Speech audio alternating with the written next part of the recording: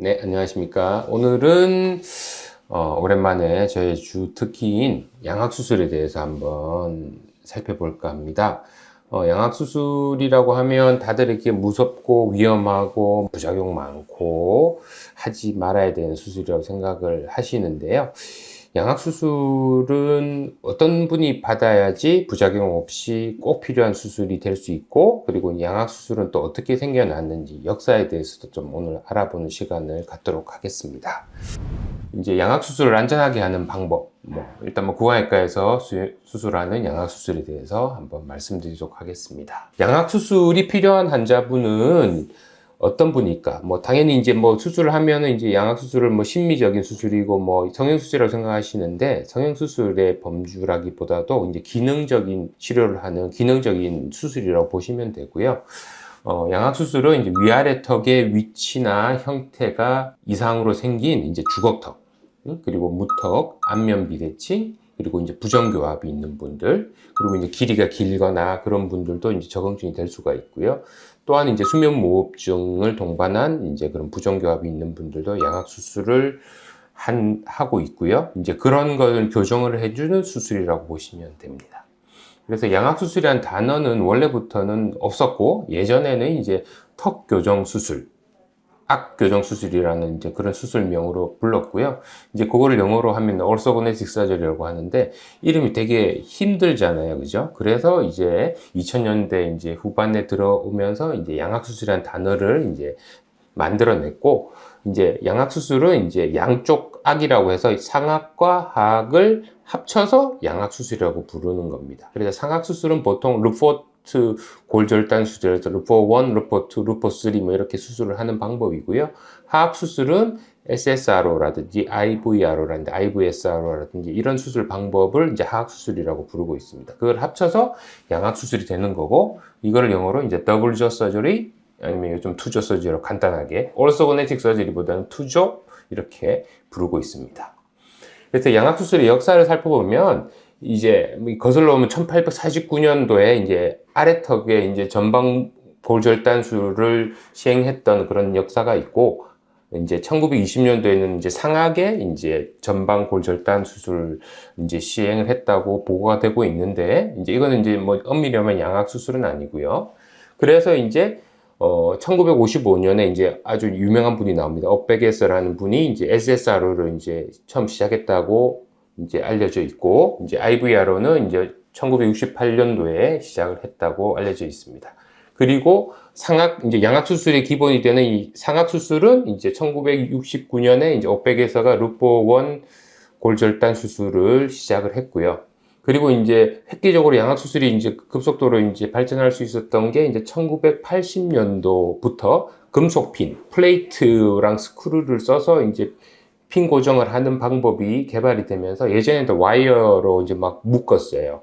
그런데 이제 핀 고정이 나타나면서 양악수술뿐만 아니라 이제 우리가 이제 사고가 나면 이제 안면 골절이라든지 다리뼈 골절이라든지 이런 걸 다 이제 핀으로 고정할 수 있었던 획기적인 어떤 그런 연도가 되겠고, 이제 한국의 양악수술은 아주 오래전부터 했습니다. 1962년도에 이제 이게 동아일보죠? 동아일보 기사를 보면 이제 구강외과 과장인 민병일 대위가 이렇게 수술했다 이런 게 나오는데, 이 민병일 교수님이 저희의 은사 서울대 구강외과 교수님이시죠. 그래서 이제 우리가 이제 한국에서 양악수술의 역사는 이제 서울대 치과대학의 구강암면외과가 1960년대부터 시작을 했다고 보시면 될 것 같습니다.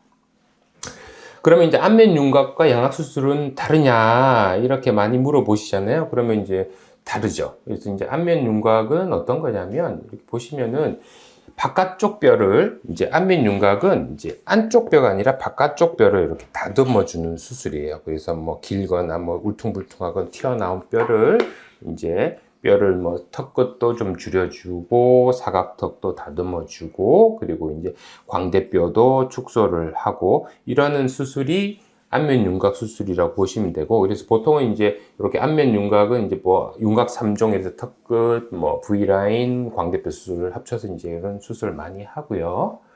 양악수술은 그런 안면윤곽이 바깥쪽을 다듬는 수술이 아니라 이제 위아래 맞지 않는 서랍을 맞춰주는 수술이라고 보시면 됩니다. 뭐 서랍이 틀어져 있거나 위쪽 서랍과 아래쪽 서랍이 뭐 안 맞거나 이런 거를 이제 앞뒤로 맞춰줄 수 있고 양옆으로도 맞춰줄 수 있고 비대칭이 있으면 틀어진 뼈를 윗서랍 아랫서랍을 맞춰주는 수술이 양악 수술이라고 보시면 될 것 같습니다.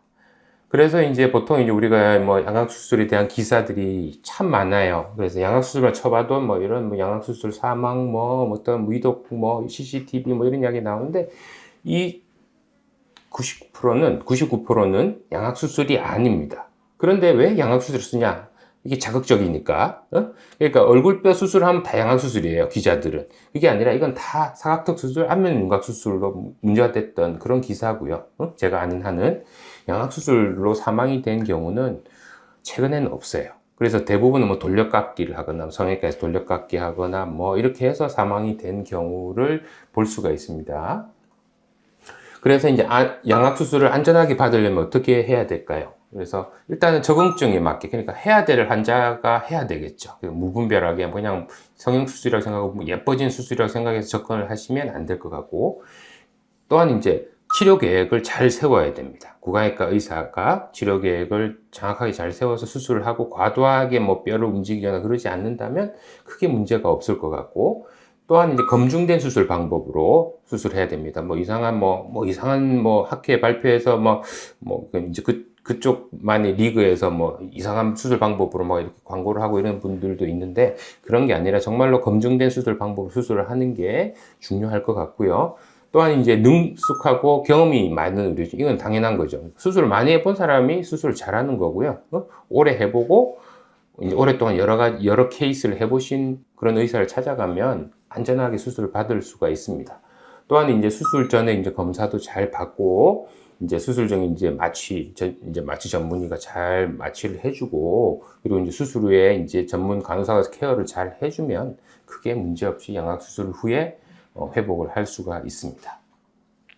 그래서 양악 수술의 합병증, 뭐 이제 부작용을 살펴봐야 할 수도 있는데, 그건 다음번에도 이제 상세히 살펴볼 건데, 그냥 간단하게 이제 뭐 피도 나고, 왜냐면 수술이니까 피 나죠. 그 다음에 붓고, 염증도 생길 수 있고, 통증도 생겨 있다고 말하는데, 예전에는 이제 피가 뭐 수혈할 정도로 많이 났지만, 요즘은 뭐 300cc, 뭐 한 500cc 안쪽으로 이제 피가 나기 때문에 수혈할 뭐 가능성은 거의 없고요.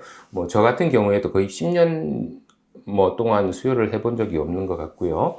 그 다음에 이제 양악 수술을 하고 나면 이제 어떤 경우에는 이제 많이 붓는 분도 있고, 그래서 이제 붓기는 시간이 지나면 좀 해결이 됩니다. 그리고 염증이 생기는 경우도 있는데, 입안이 이제 깨끗하지 않으면 염증이 생기는 경우가 있기 때문에 수술 후에 한 뭐 2주까지는 입안을 청결하게 하고 하는 게 좋을 것 같고, 이제 통증 같은 경우에는 양악 수술하고 나면 첫날은 좀 아플 수가 있고, 다음날부터는 이제 아주 드라마틱하게 좀 덜 아파지긴 하는데요. 그래도 이제 통증에 민감하신 분들은 이제 무통 주사나 아니면 그 진통제로 이제 케어를 할 수 있기 때문에 통증에 대해서는 너무 걱정하실 필요는 없고, 이제 심리적으로 이제 불만족이 있는 경우가 있습니다. 이건 아주 이제 주관적이기 때문에 이제 기능적인 양악 수술에서는 이제 큰 문제가 없지만, 정말로 이제 심미적인 어떤 수술을 요하는 분들은 이제 뭐 특히 이제 재수술을 하거나 뭐 삼수술을 하거나, 예전에 윤곽 수술을 했는데 또 양악 수술을 하거나,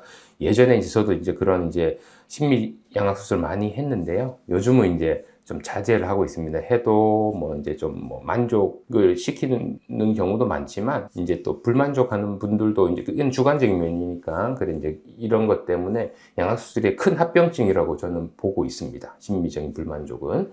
그리고 이제 연조직이 이제 뭐 이렇게 뭐 살이 처지거나 뭐 코가 퍼지는 경우도 있고, 뭐 인중이 말려 들어가거나 이제 이런 것도 이제 합병증일 수 있는데, 이제 이런 거는 뭐 살이 이제 뭐 말려 들어가거나 이런 거는 이제 수술 계획 자체가 좀 잘못된 경우에는 이제 뭐 입술이 말려 들어가거나 인중이 길어질 수도 있고, 또한 이제 코가 퍼지는 거는 이제 여기가 우리가 수술할 때 이제 한번 여기 절개를 하기 때문에 콧볼에 이제 근육을 이렇게 좀 떼져요. 그래서 콧볼 근육을 나중에 수술할 때 묶어주는 이제 봉합을 하면 크게 이제 코 퍼짐은 이제 예방할 수가 있고, 그리고 이제 뭐 뼈가 이제 뒤로, 보통 주걱턱이면 뒤로 이렇게 볼까요?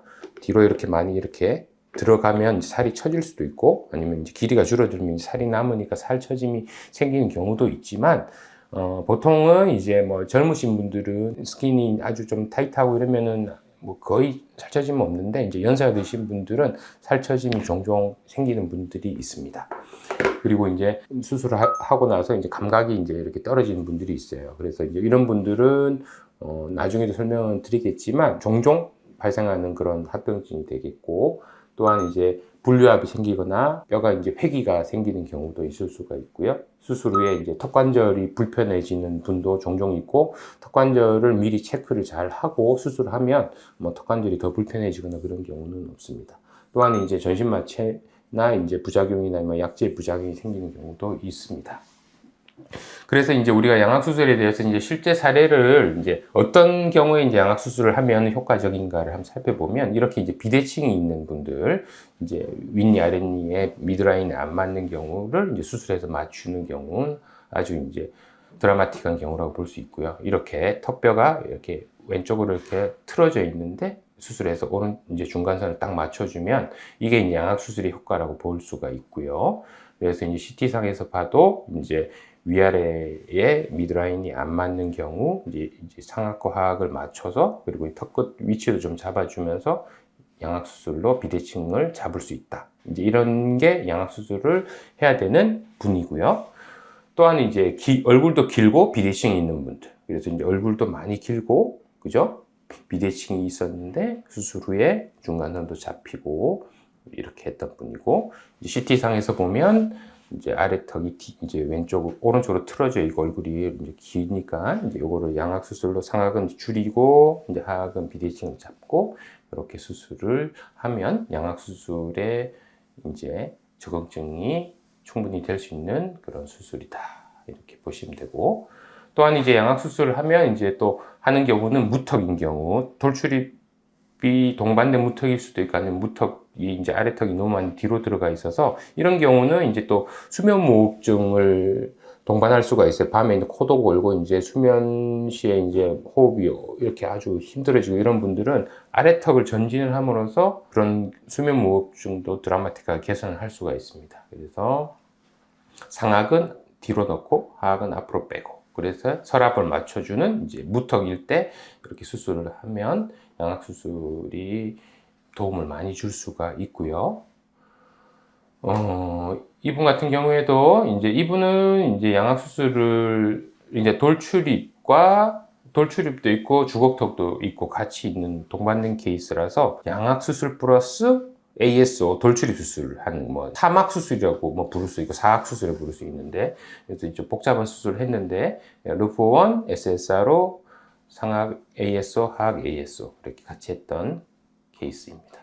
또한 이제 양악 수술을 제일 많이 받는 이제 경우, 양악 수술이 꼭 필요한 경우가 이제 주걱턱이고요. 우리나라의 인구에서 양악 수술의 한 70%를 차지할 정도로 이제 주걱턱 환자분들이 많이 받죠. 그래서 턱이 좀 틀어지면서 이제 주걱턱이 있고 상악은 좀 꺼져 있는데, 이제 상악 회전술을 하면서 상악은 빼주고 하악은 뒤로 넣고 중간선 잡아주고 이렇게 양악 수술을 하면 됩니다. 그래서 옆모습도 이제 개선이 되고 있고, CT상에서 보고 옆에서 봤을 때도 이제 상악이 꺼져 있는 거는 앞으로, 하악이 나와 있는 건 뒤로, 이런 식으로 수술이 할 수가 있고요.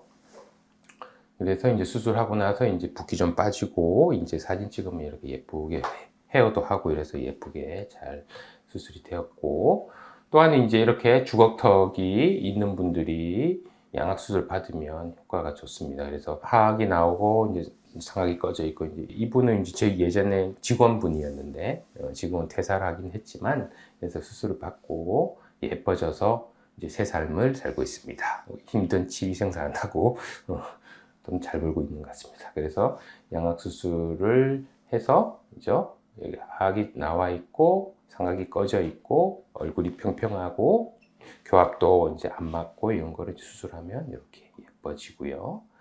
교합도 좋아지고 옆모습도 이제 개선이 많이 되죠. 얼굴 길이도 줄어들고. 그래서 이제 양악 수술을 우리가 함부로 하면 당연히 이제 위험한 수술이고 뭐 그럴 수는 있지만, 꼭 필요한 환자분이 이제 접근을 하면 당연히 기능적으로도 개선이 되지만 예뻐집니다. 근데 이제 예뻐지는 것만을 포커스로 무리하게 진단을 하고 뭐 상담을 해서 어떻게 막 이렇게 수술을 하면 부작용이 빈도가 높아질 수 있기 때문에 이제 구강외과 이제 의사한테 상담을 잘 받으시고 경험이 많은 의료진을 잘 찾으셔서 그리고 수술 잘 받으시면 전혀 문제 없이 양악수술로 회복을 하고 삶의 질도 높아질 거라고 저는 확신을 합니다. 이상 오늘은 양악수술의 위험성을 줄이고 어떤 분이 양악수술을 받아야 되는지 그리고 역사에 대해서도 간단하게 살펴보았습니다. 재활치과의 구강외과 강용 원장이었습니다.